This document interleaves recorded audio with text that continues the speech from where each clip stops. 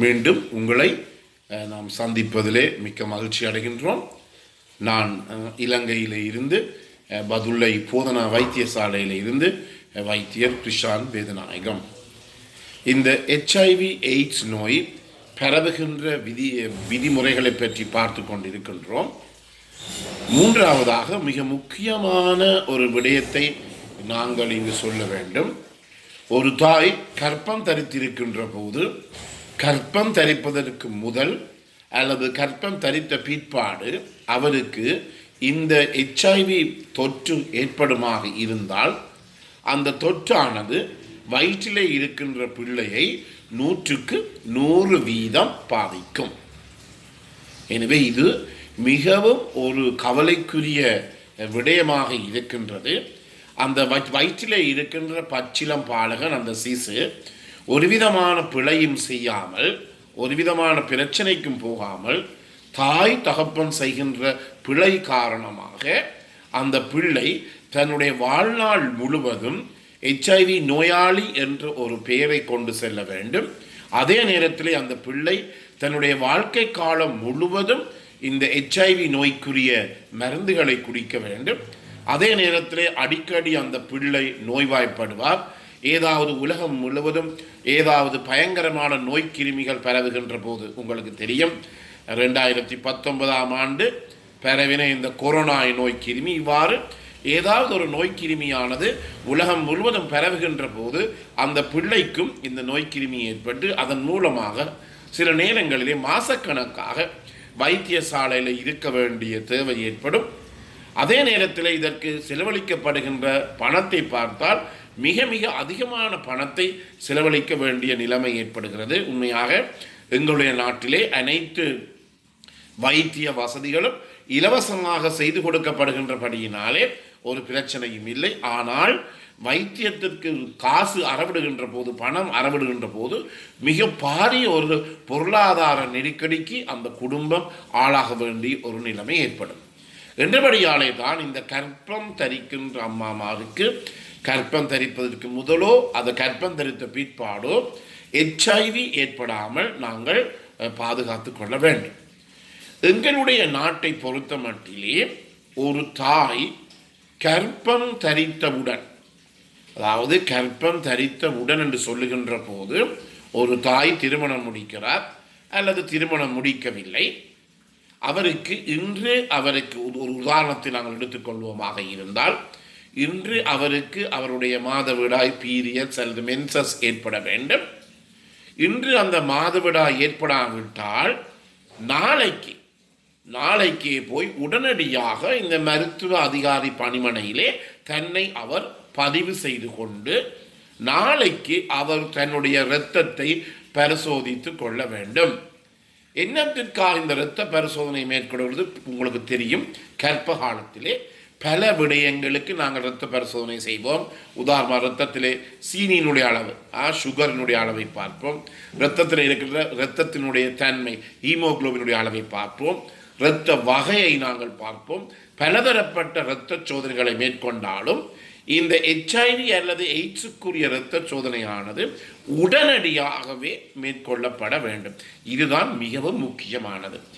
சில பேர் என்ன செய்கிறார்கள் என்றால், அதாவது ஒரு தாயினுடைய மாதவிடாய் இன்று வரவில்லை என்றபடியினால இன்றில் இருந்து 1.5 மாதங்கள் 6 மாதங்களுக்கு 6 கிழமைக்கு பிற்பாடு தங்களுடைய சிறுநீரை சோதித்து இந்த சிறுநீரிலே பாசிட்டிவ் ஒரு பிள்ளை பெற இருக்கிறார் என்பதை காட்டின பிற்பாடுதான் தங்களை அவர்கள் போய் சுகாதார அதிகாரி பணிமனையிலே பதிந்து கொள்ளுகிறார்கள்.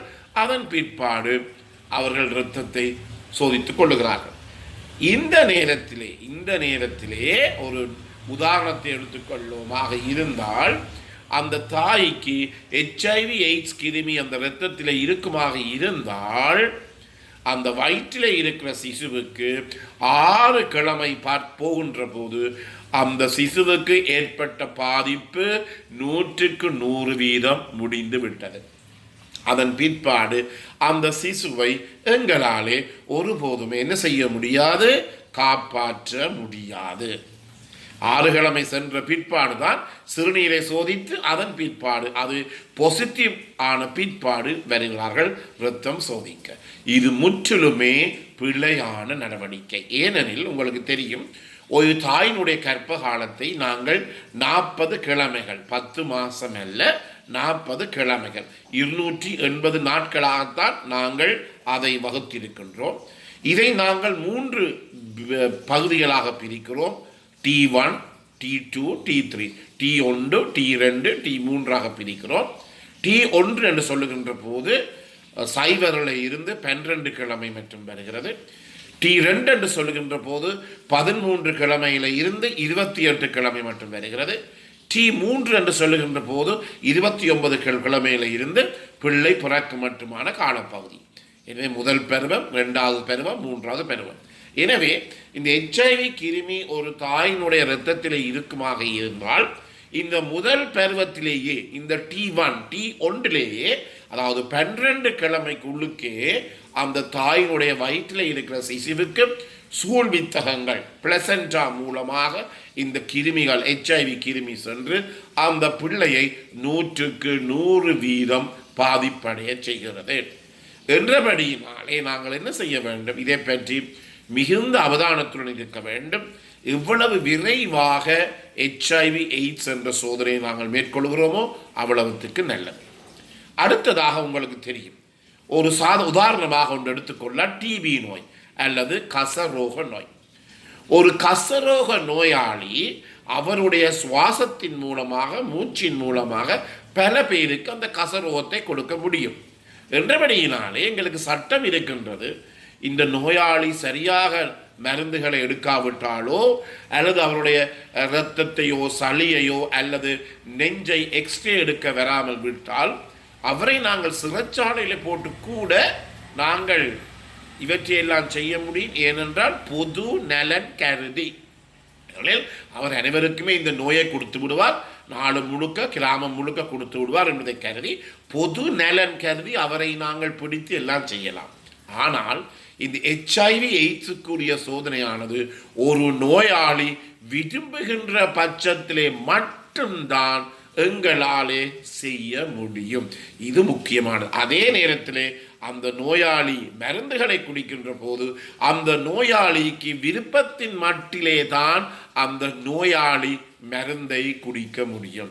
ஒருபோதுமே சட்டத்தின் மூலமாகவோ அல்லது வற்புறுத்தியோ இந்த HIV/AIDS நோயாளிகளுக்கு எங்களாலே மருந்துகளையோ அல்லது இரத்த பரிசோதனைகளையோ செய்ய முடியாது. சில கணவன்மார் நான் கண்டிருக்கின்றேன், இந்த கொரோனா காலத்தில் கூட பல அனுபவங்கள் இருக்கின்றது. கர்ப்பம் தரித்த தாய்மாருக்கு நாங்கள் கொரோனா தடுப்பூசியை போட்டோம். பல கணவன்மார் தடுப்பூசி போட விட மாட்டார்கள். எங்களால் நாங்கள் எவ்வளவு விளங்கப்படுத்தியும் அதை அவர்கள் செய்ய மாட்டார்கள். அதே போலதான் சில இடங்களில் எங்களுக்கு நடைபெறுகிறது என்றால், இந்த சில கணவன்மார் தங்களுடைய மனைவியின் மேலே ஒரு அதிகாரத்தை பிரயோகித்து இந்த சோதனை செய்ய வேண்டிய தேவை இல்லை என்ற நிலைமையை கூட நாங்கள் இன்று காணக்கூடியதாக இருக்கின்றோம். ஆனால் ஒவ்வொரு பெண்ணினுடைய கடமை என்ன? தன்னுடைய வயிற்றில் இருக்கிற சிசுவை பாதுகாத்துக் கொள்ள வேண்டும், தன்னை பாதுகாத்துக் கொள்ள வேண்டும். கடைசியிலே ஒரு சின்ன ஒரு வசனத்தை சொல்லி முடிக்கின்றேன். 100க்கு 100% எந்த ஒரு ஆணையோ உங்களுடைய கணவனையோ நீங்கள் நம்பக்கூடாது. என்றபடியினாலே கட்டாயமாக உங்களை நீங்கள் பாதுகாத்துக் கொள்ள வேண்டும், உங்களுடைய வயிற்றிலே இருக்கின்ற சிசுவை நீங்கள் பாதுகாத்துக் கொள்ள வேண்டும். எனவே இந்த நிகழ்ச்சி உங்களுக்கு பிடித்தமாக இருந்தால் இந்த நிகழ்ச்சியை மற்றவர்கள் கேட்காதவர்களுக்கு அறிமுகப்படுத்துங்கள்.